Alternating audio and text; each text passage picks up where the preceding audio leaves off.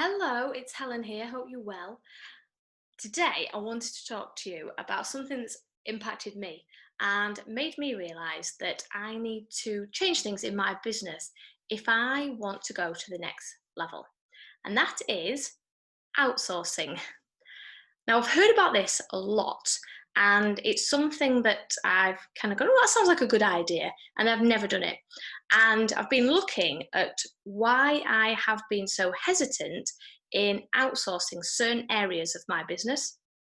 Now, I've come to the conclusion that I desperately need a VA, a virtual assistant, because at the moment I am spinning all the plates myself, all my business plates, the one-to-one coaching that I do, all the back-end stuff, all the technical stuff, loading lead magnets, writing emails sequences, doing all my social media posts, scheduling all that, doing these videos, recording training videos, designing workshops, designing courses, as well as running a house, looking after a 2-year-old and looking after a baby. And since Henry came along, that has become impossible. To try and juggle all of those plates is impossible. And I've been looking at why is it that I've been so resistant in the past to outsource areas of my business.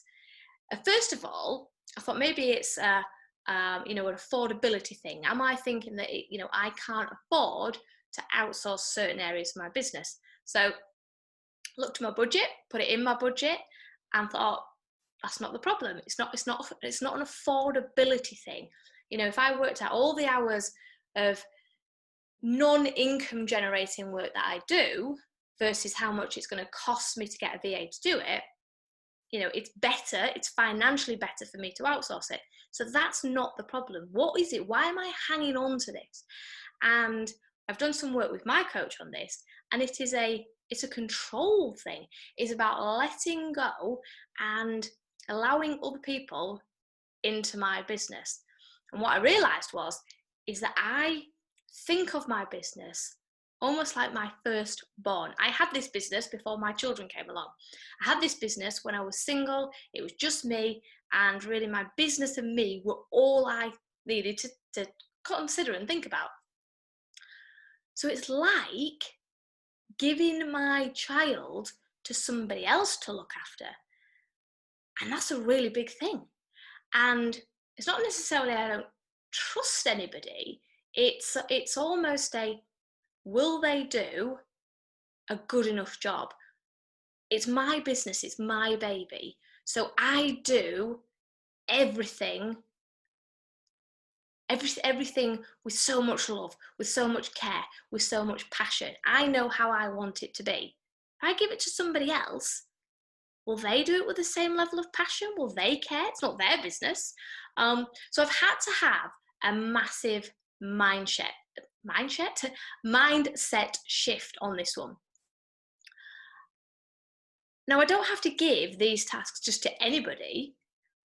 I can vet these people. I can speak to these people. I can speak to a potential VA, and I can see, does she care about my business? How does she work with other businesses?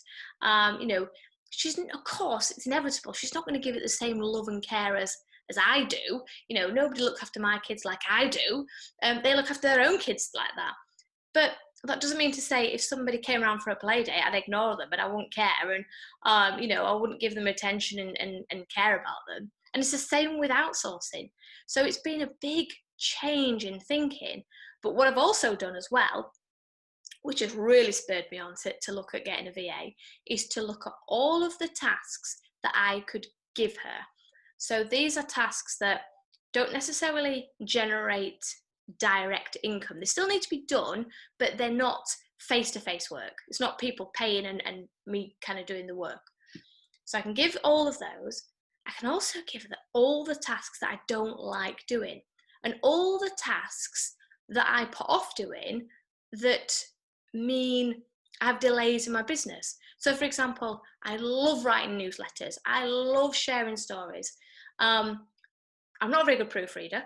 And I hate the technology side. I hate having to load it onto the email software and schedule it all. She can do all that.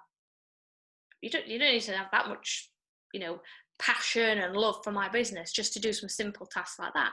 So all the stuff that I don't like doing that means delays my business, she can do, which in the end is going to make my business more efficient. I'm going to have I'm going to communicate more to my audience. It's going to be a business benefit for me. So that spending of that money that it's going to cost me for that VA in the long run is going to make me money.